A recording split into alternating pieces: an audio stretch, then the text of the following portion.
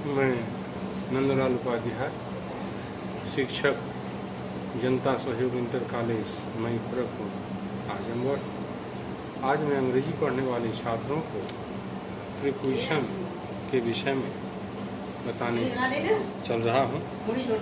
ऐसे शब्द जो संज्ञा या सर्वनाम के बीच स्थान की दृष्टि से कुछ संबंध बताते हैं, प्रीपोजिशन कहलाते हैं। A preposition is a word placed before a noun or pronoun to show in what relation the person or things denoted by it stands in regard to something else. Prepositions are words that tell you how things are related. They can be categorized.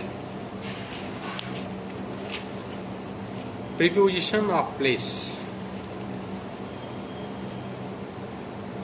In water, on bus, behind door, between the two boys, इत्यादि। Preposition of time. In the evening, at night, at 7 o'clock, on Friday, on time, since 2008, preposition of movement. Along the road, across the river, into a well, through the fields. The boys are in the class, the book is on the table. वाक्यों में in the boys तथा class के बीच तथा on book the table के बीच स्थान की दृष्टि से संबंध बताते हैं। इनसे प्रकट होता है कि कक्षा के अंदर लड़के हैं तथा ऑन से प्रकट होता है कि पुस्तक के ऊपर मेज है। द नाउन और pronoun which is used with a preposition is its object. प्रायः preposition अपने ऑब्जेक्ट के पूर्व आता है, लेकिन कुछ दशाओं में यह नियम लागू नहीं होता। जब किसी preposition का ऑब्जेक्ट रिलेटिव प्रोनाउन दैट है, तो preposition हमेशा वाक्य के अंत में रखा जाता है। जैसे This is the watch that we were searching for. Here is the book that I asked for. This is the servant that I spoke of. यहाँ पर that relative pronoun है, इसलिए preposition को अंत में रखा गया। preposition वाक्य के अंत में आता है जब relative pronoun छिपा होता है। जैसे this is the boy whom we were looking for, यहाँ whom छिपा हुआ है। This is the book I was talking about, which यहाँ छिपा हुआ है। प्रीपोजिशन वाक्य के अंत में आता है जब उसका ऑब्जेक्ट कोई इंट्रोगेटिव प्रोनाउन होता है। जैसे what are you talking about, which of these chairs did you sit on. जोर देने वाले एम्फेसिस के लिए कभी कभी ऑब्जेक्ट का पहले प्रयोग किया जाता है और प्रीपोजिशन बाद में। जैसे Nehru is remembered all the world over. Far, from, in, on.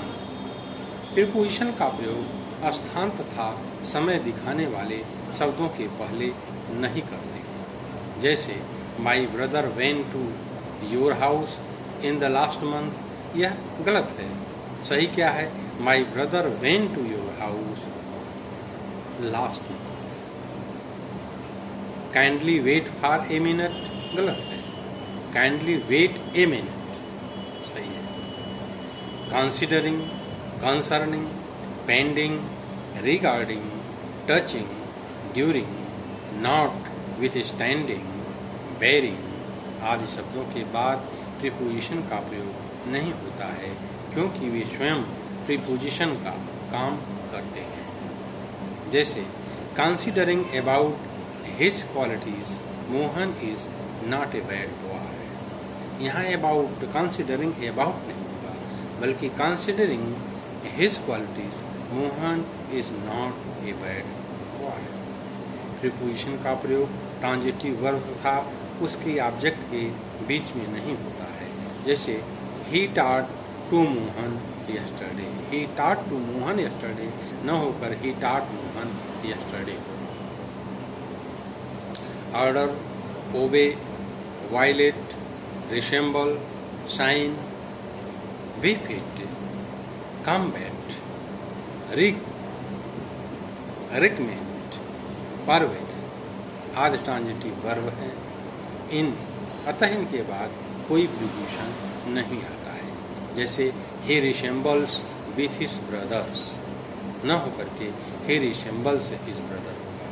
Ravi has ordered for 10 books न होकर रवि has ordered 10 books होगा।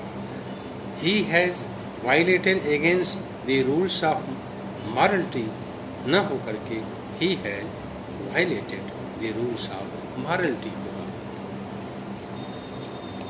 इसी प्रकार इन तथा एट का इन देशों, बड़े शहरों, बड़े स्थानों के साथ प्रयुक्त होता है, जबकि एट छोटे शहरों, कस्बों, ग्रामों के लिए प्रयुक्त किया जाता है। जैसे my brother lives in America, they live in Mumbai, Gandhi ji was born at Porbandar in Gujarat. इनका प्रयोग समय के किसी भी भाग के लिए एट का प्रयोग एक निश्चित पॉइंट ऑफ टाइम के लिए होता है। He will leave the place in 3 hours.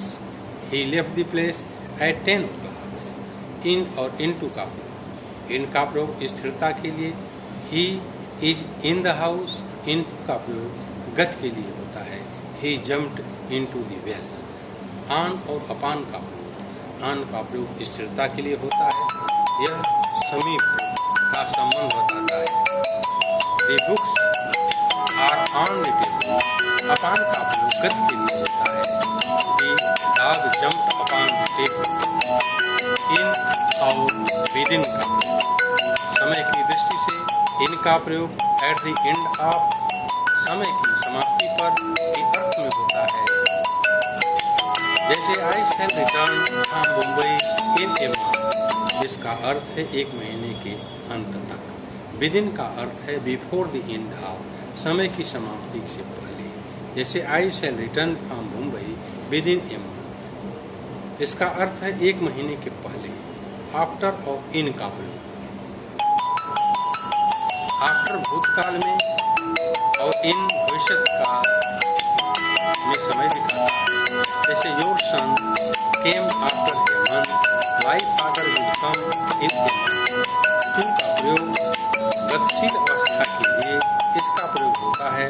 To का अर्थ है प्रायः को, तक होता है। I went to college, I shall be at 9 to 11। With और बाई का प्रयोग, विथ किसी इंस्ट्रूमेंट को दिखाता है जिसका किसी कार्य करने में प्रयोग किया जाता है, और बाई किसी कार्य करने वाले एजेंट या डूअर के लिए आता है। जैसे he was killed by a robber with in a gun, she wrote a letter with her pen. Raman was killed by Ram, by का प्रयोग he said by me.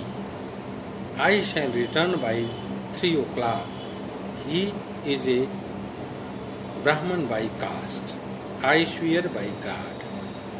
Beside और बिसाइड्स का प्रयोग, बिसाइड का अर्थ है बाई द साइड ऑफ, बिल्कुल नजदीक, जबकि बिसाइड्स का अर्थ है इन एडिशन टू, अतिरिक्त। जैसे your cow was grazing beside my field, besides this I want 2 other books।